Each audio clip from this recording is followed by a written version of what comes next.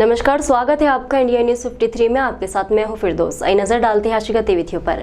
पंचायत चुनाव को लेकर राजनीतिक पार्टियों में उठापटक का दौर जारी है, जिसके चलते कांग्रेस के वरिष्ठ नेता राजनारायण सिंह ने बीजेपी पर छल कपट की राजनीति का आरोप लगाया है।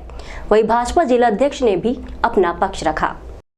त्रिस्तरीय पंचायत चुनाव की घोषणा के बाद राजनीतिक पार्टियां हरकत में आ गई है और बीजेपी और कांग्रेस के प्रत्याशी अलग अलग पदों के लिए नामांकन भर चुके हैं। वहीं इसी बीच कांग्रेस के वरिष्ठ नेता राजनारायण पुरनी ने भारतीय जनता पार्टी पर आरोप लगाया है कि भाजपा अपने आप को खुदा से कम नहीं समझती। भाजपा धन और दबाव बनाकर निर्विरोध चुनाव जीत रही है। उन्होंने कहा कि कांग्रेस 100% जीत हासिल करेगी। वहीं भारतीय जनता पार्टी के जिला अध्यक्ष मनोज लदवे ने कहा, पहले राजनारायण सिंह अपनी पार्टी में अपनी जगह बना ले, उसके बाद भारतीय जनता पार्टी पर आरोप लगाए। जिला पंचायत सदस्य के लिए नामांकन कांग्रेस से बनने वाली निर्मला प्रकाश जावेरकर ने कहा कि उन्हें बीजेपी से लगातार दबाव आ रहा है, इसीलिए भी अपने घर नहीं गई।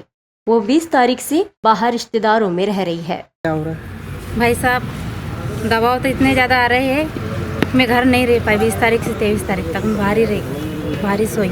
कौन लोग दबाव डाल रहे, किस लिए बना रहे हैं? पार्टी के सभी वरिष्ठ आए थे, भाजपा के। क्या बोलते हैं?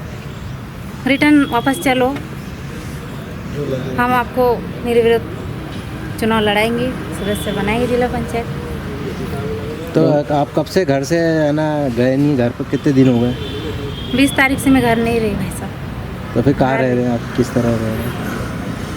बाहर रिश्तेदारों में गई, वहाँ रही, क्योंकि एक अपमान की जिंदगी जीने से कदम उठा लिए, पीछे लौटना नहीं। मैं ये ठान के निकल गई घर से। कांग्रेस के पास पंचायती राज की चुनाव की तैयारी ये है कि भारतीय जनता पार्टी जो है वो अपने आप को खुदा से कम नहीं समझती और इस वक्त उसने ये जो ओबीसी आरक्षण के मुद्दे में लोगों को भ्रमित कर रही है। गलती उसकी है, नीयत उसकी ठीक नहीं है। कांग्रेस तो इस बात की शुरू से पक्षधार रही। आदरणीय कमलनाथ जी ने असेंबली में भी पूरी मजबूती से बात करी, आप समझे कि नहीं। और ये चुनाव में खंडवा और बुरहानपुर दोनों जिले में कांग्रेस का ही बोर्ड बैठेगा, ये बात मेरी ध्यान रखना। और दूसरी बात, अभी आपको मैं ये स्पष्ट कर दूं, मेरे बगल में कल 10 लोगों को रात में उठा ले गया हमारे यहाँ का जो विधायक है मानधाता का, उसका लड़का, और वो खुद निर्विरोध हो गया। तो आप एक बात बताओ कि उनमें लड़ने की तो क्षमता है नहीं चुनाव, यानी कहीं पैसे के दम पे, कहीं दादागिरी के दम पर वही तरीके से काम कर रहे हैं। बीजेपी तो लोगों को मतलब उठा लेती है, पैसे की लालच देती है, उनका देन कैन प्रकार। अभी आप बताओ ना, हिंदुस्तान की कितनी विचित्र स्थिति, कहाँ महंगाई जा रही, कहाँ कुछ जा रही। उनका तो एक ही काम है कि उल्टे सीधे करके पैसे कमाओ, पैसे से लोगों को खरीदो और सत्ता चलाओ। अब उनको इस बात की ज़्यादा चिंता है, ये जिला पंचायत सदस्य की उनको टेंशन नहीं है, उनको इस बात की टेंशन है कि ये जनपद में भी रही है, जनपद के बाद में अगर जिला पंचायत की अभी सदस्य बन जाएगी, उसका रिकॉर्ड अच्छा है, बन जाएगी।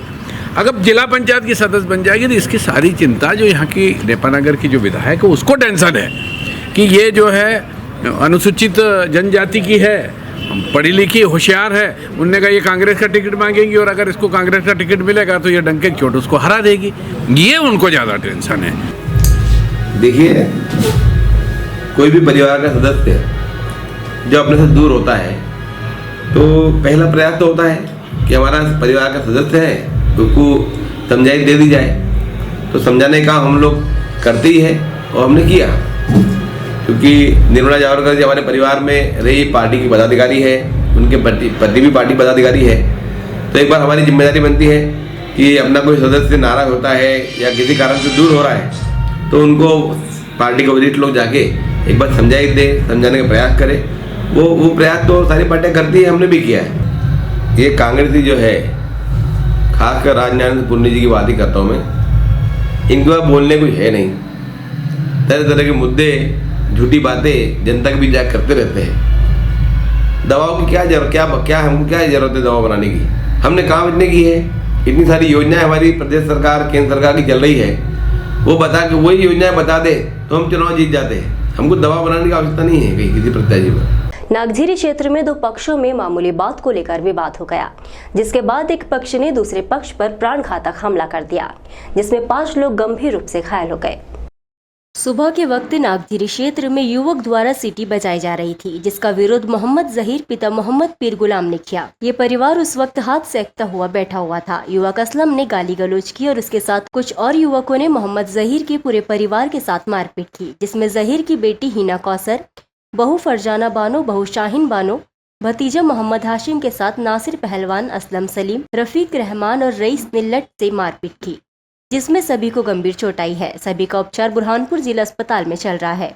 विपक्ष का कहना है कि वह युवक दारू के नशे में हमारी घर की महिलाओं के साथ छेड़छाड़ करते हैं और हमें जान से मारने की धमकी दे रहे हैं। ये हम घर के पास हमारा अंगार सीखते बैठे थे, ये छोरा दिन भर से गाली बक रहा था हमें। अब हमने बोले भाई यार झगड़े वगड़ी मुकाबला कर, और हम 4 ही मकान वाले बस, और ये पूरे ही पूरे आए 15-16 जन, और हम दोनों बाप बेटों को हमला कर दिया। कौन लोग थे? ये कसाई है, रहमान कसाई के बच्चे ऐसा। हाँ, और कुलाड़िया छुरिया बोले हम तुम्हारा कमेला हिस्सा करते वैसा काट डाल के डोल गए थे पूरे घर को हमारे। नसीर पहलवान है, ये सब पहलवान लोग हैं। तो क्या महिलाओं के साथ भी मारपीट की? महिलाओं को मारा, हमारी दो मेरी घर बेटी है और बहू है मेरी, और दोनों पैर मतलब जिन पेट से है वो दोनों पेट वाले पे भी हमला करे होंगे। का मामला ये नागझिरी सुभाष उत्कृष्ट विद्यालय में जिला स्तरीय विज्ञान जागरूकता गतिविधि का आयोजन किया गया, जिसमें जादू नहीं विज्ञान समझाया गया। इसमें विद्यार्थियों ने कई तरह के विज्ञान से जादू की पोल खोली है। जिला शिक्षा अधिकारी और जिला परियोजना समन्वयक समग्र शिक्षा अभियान के अंतर्गत जिला स्तरीय विज्ञान जागरूकता गतिविधि कार्यक्रम का आयोजन किया गया। सुभाष उत्कृष्ट विद्यालय में आयोजित इस कार्यक्रम में 30 से अधिक बच्चों ने विज्ञान पर आधारित मॉडल प्रस्तुत किए। बच्चों ने बताया कि किस तरह से ढोंगी विज्ञान का सहारा लेकर भोली भाली जनता को मूर्ख बनाकर उनसे पैसा वसूलते हैं।